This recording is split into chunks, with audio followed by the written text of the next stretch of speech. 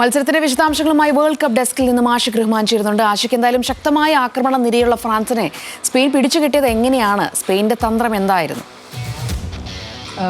സോന, എന്തായാലും ഒരു യൂറോപ്യൻ പോരാട്ടത്തിന് നമ്മൾ കാത്തിരുന്നപ്പോൾ അത് ഒരു സ്പെയിൻ്റെ ഒരു ആധികാരിക മത്സരത്തിനായിരുന്നു ഒരുപക്ഷെ നമ്മൾ പക്ഷേ കാഴ്ചക്കാരായത്. കാരണം ഫ്രാൻസ് ഈ ലോകകപ്പിലെ ഏറ്റവും ശക്തമായ മുന്നേറ്റ നിരയായിരുന്നു. ഈ ലോകകപ്പിൽ ആകെ 6 മത്സരങ്ങളിൽ 16 ഗോൾ അടിച്ചുകൊണ്ടാണ് അവർ സെമിയിലേക്ക് എത്തിയത്. സ്പെയിനാകട്ടെ ഒരു ഗോൾ മാത്രം വഴങ്ങിക്കൊണ്ടെത്തി. അങ്ങനെ ഒരു സൂപ്പർ പോരാട്ടം നമ്മൾ പ്രതീക്ഷയെങ്കിൽ പോലും കൃത്യമായി ഫ്രാൻസിൻ്റെ മുന്നേറ്റങ്ങളെ തടഞ്ഞുകൊണ്ടാണ് സ്പെയിൻ ഇപ്പോൾ ഫൈനലിൽ എത്തിയിരിക്കുന്നത്.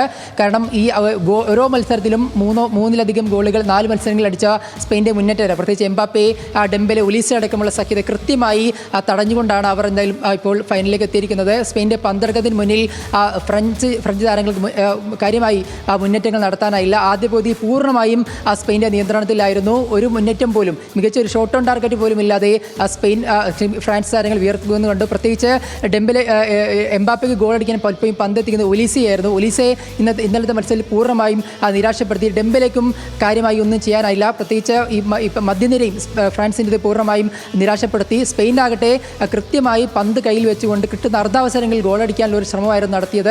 അത് കൃത്യമായി ഫലവത്തായി എന്ന് വേണം പറയേണ്ടി വരും. മാത്രമല്ല, ഈ രണ്ടാം പകുതിയിലേക്ക് വരുമ്പോഴും ഫ്രാൻസിന് ഒരിക്കലും ഈ സ്പെയിൻ ബോക്സിലേക്ക് കയറി കൃത്യമായൊരു ഷോട്ട് എടുക്കാൻ പോലും കഴിയാതെ വലിയ രീതിയിൽ പ്രയാസപ്പെടുന്നത് കണ്ടു. പിന്നീട് നടത്തിയ മാറ്റങ്ങളൊന്നും ഫ്രാൻസിന് ഗുണം ചെയ്തില്ല. ഇത് 4ാമത്തെ തവണയാണ് ഫ്രാൻസ് ഈ ലോകകപ്പിൻ്റെ സെമിഫൈനലിൽ പുറത്താകുന്ന ഒരു പ്രത്യേകത കൂടിയുണ്ട്. പ്രത്യേകിച്ച് ഈ ലോകകപ്പിലെ ഏറ്റവും ശക്തമായ ടീമെന്ന വിശേഷത്തോടു കൂടിയാണ് ഫ്രാൻസ് എത്തിയിരുന്നത്. പക്ഷേ ഈ സെമിയിലെത്തിയപ്പോൾ യൂറോപ്യൻ മെമ്പറായ സ്പെയിന് മുന്നിൽ പരാജയപ്പെടുകയാണുണ്ടായത്. സ്പെയിനെ സംബന്ധിച്ചിടത്തോളം 2010 ലോകകപ്പ് ചാമ്പ്യന്മാരാണ്. പിന്നീട് ലോകകപ്പിലെല്ലാം നിരാശപ്പെട്ടെങ്കിൽ പോലും 2026 എത്തുമ്പോൾ വീണ്ടും ഒരു ഫൈനലിലേക്ക് സ്പെയിനും എത്തിയിരിക്കുന്നു. എന്തായാലും സ്പെയിൻ്റെ എതിരാളികളെ ഇന്നത്തെ മത്സരത്തിൽ നമുക്കറിയാം. അർജന്റീന അതുപോലെ ഇംഗ്ലണ്ട് മത്സര വിജയികളെ ആയിരിക്കും സ്പെയിൻ നേരിടുക. എന്തായാലും സ്പെയിനെ സംബന്ധിച്ചിടത്തോളം യമാലിൻ്റെ പ്രകടനം വളരെ നിർണായകമായി ഇന്നലത്തെ മത്സരത്തിൽ. പ്രത്യേകിച്ച് വലതുവിങ്ങിൽ യമാൽ തീർത്ത മുന്നേറ്റങ്ങൾ പലപ്പോഴും ഗോളിലേക്ക് എത്തുന്ന സാഹചര്യമുണ്ടായി. ഒരു തവണ യമാൽ സ്കോർ ചെയ്യുകയും ചെയ്തു, പക്ഷേ അത് ഓഫ് സൈഡ് ആയിപ്പോയി. എങ്കിലും മികച്ച പ്രകടനം തന്നെയാണ് യമാൽ നടത്തിയത്. എന്തായാലും സ്പെയിൻ ഫ്രാൻസിനെ അട്ടിമറിച്ച് ഫൈനലിലേക്ക് എത്തിയിരിക്കുന്നു.